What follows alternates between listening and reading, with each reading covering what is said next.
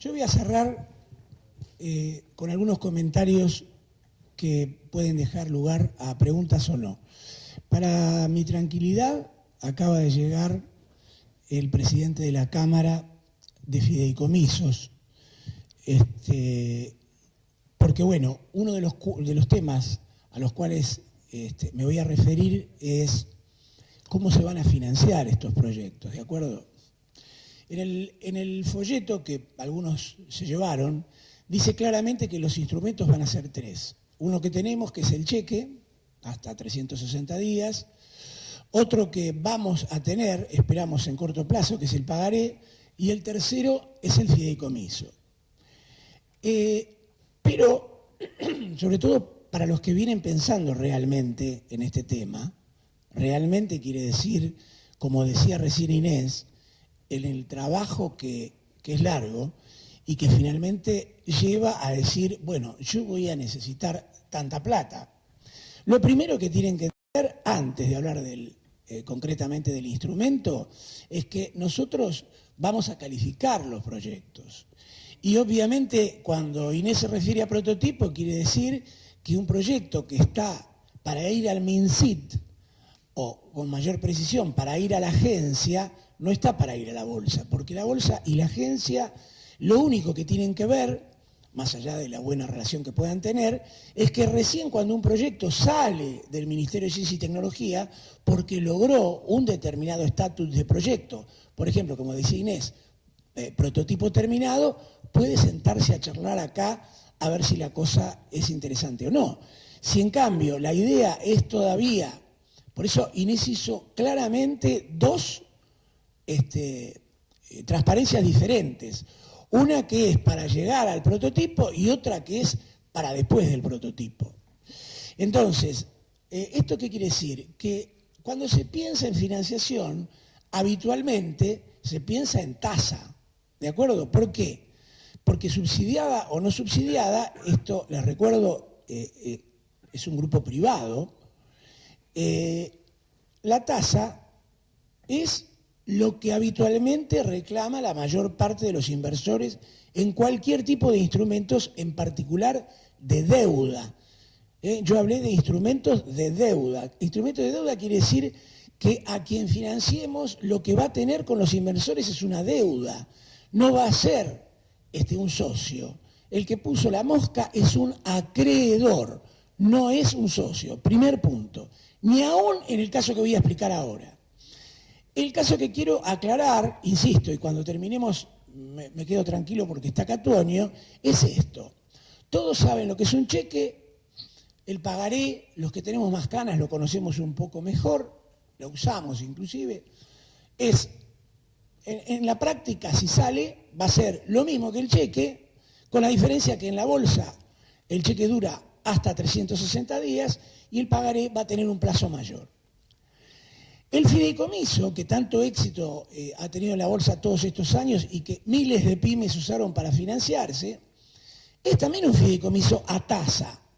Pero hay algo nuevo que estamos empezando a trabajar y como dijo Inés, lo vamos a trabajar junto con la gente de los proyectos. No porque nos van a explicar cómo se hace un fideicomiso, sino porque nosotros les vamos a explicar cómo podríamos hacer, por ejemplo, un fideicomiso al que, bueno, Catueño no, pero yo llamo híbrido, ¿qué sería? Porque se entiende mejor. A tasa, imagínense, hoy el presidente de la bolsa dijo alrededor de 20, 23 puntos, bueno, imagínense 10. Estoy hablando valor hoy porque no podemos hacer. Y el resto, con un papelito que se llama certificado de participación, donde puntualmente ese negocio que está dentro del fideicomiso le compromete un porcentaje determinado de las ganancias al inversor. Pregunto, no es un socio, ¿se entiende? Es una deuda que el inversor va a cobrar con tasa, a lo mejor sin tasa, porque no tiene por qué salir híbrido, puede salir solo a certificado de participación. Salir, ¿qué quiere decir? Salir quiere decir lo que dijo Inés, trabajar, discutir, pensar, ofrecer, ponernos de acuerdo, no ponernos de acuerdo. Entonces, creo que este tema en particular es, seguro que si hay preguntas no las vamos a poder contestar todas hoy, ¿de acuerdo? Porque cada caso habrá que estudiarlo, pero es uno de los instrumentos quizás más novedosos que podamos usar. La pregunta es, ¿nunca se usó en la bolsa? Se usa. Se usa. Hay una operación el año pasado, no me acuerdo, ¿cómo se llama? La de Constantini. Es la de Constantini, ¿no? Bueno, no importa. 300 millones de pesos, ¿sí? Consultatio, ¿viste? Que yo sabía a quién preguntarle. También. Pero la de Consultatio es interesante porque para los que se metan a embolsar, es esa, Torre no sé cuánto, no me acuerdo cómo se llama. Bien, esas son creo que 300 millones de pesos, no importa. Una parte es a tasa y otra parte es a certificado de participación.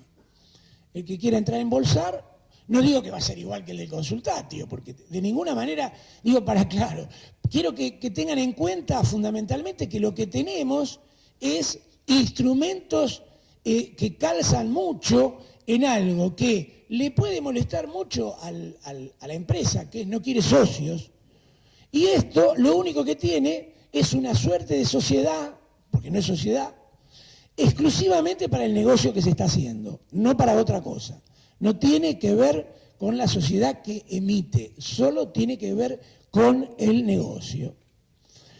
Entonces, un punto, breve resumen de los instrumentos e inclusive un detalle sobre el fideicomiso.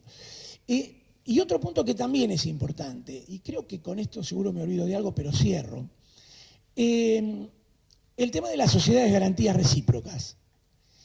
El tema de las sociedades de garantías recíprocas fue todo un trabajo, por supuesto, de las sociedades de garantías recíprocas y nuestro. ¿Por qué? Porque no es habitual que, y a nosotros nos alegra mucho, que las sociedades nos acompañen en este proyecto, porque ellas también quieren ver qué pasa.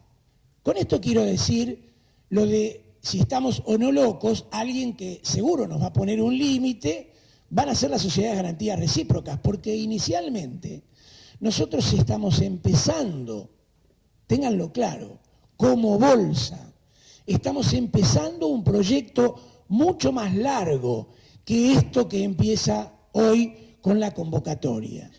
El proyecto es, por supuesto, empezar financiando y acercándonos, pero no necesariamente a la innovación desde la concepción del manual de Oslo.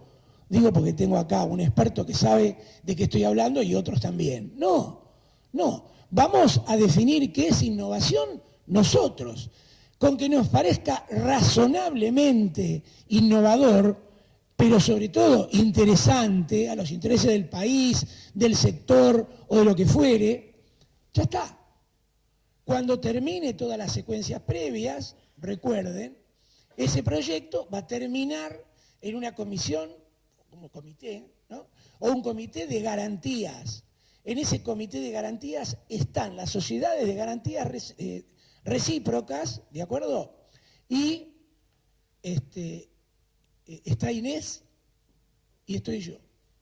O sea, nosotros somos los que nos vamos a pelear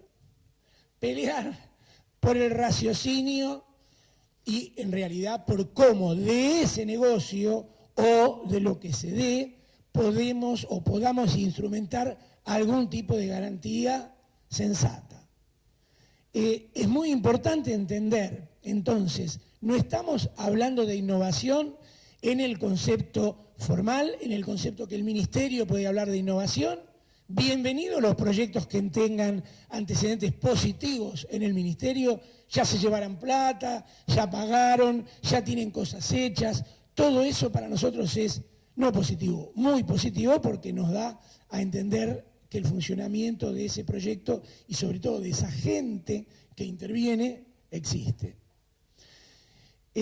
Bueno, entonces, no dejo, aparte de agradecerles a todos, este tema de las SGRs, les digo, es muy importante el esfuerzo de las sociedades de garantías recíprocas, aunque sea en este primer tramo, porque esta planificación, para que no crean que es una chantada, sí, claro, porque lo primero que uno puede pensar es, te dice que planifican, sí.